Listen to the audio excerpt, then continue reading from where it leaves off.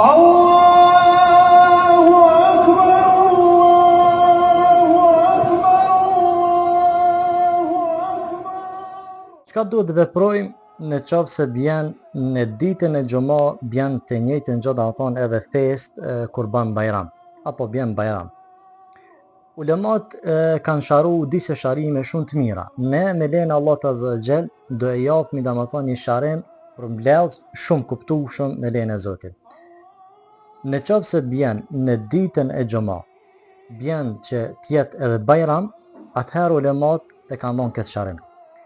Ai i cili del e fal Bayramin, nuk del me fal ditën e xhumë. Nuk e ka të obligueshme me fal ditën e xhumë. Nëse don ai me marrë shpërblim zjede, shpërblim shtesë, del e fal.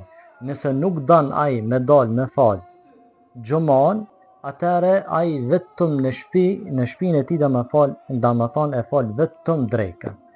Ndërsa ai i cili nuk e ka fal Bayramin, e ka të obligueshme me dal me fal xhumën, mirë po nuk e fal drekën.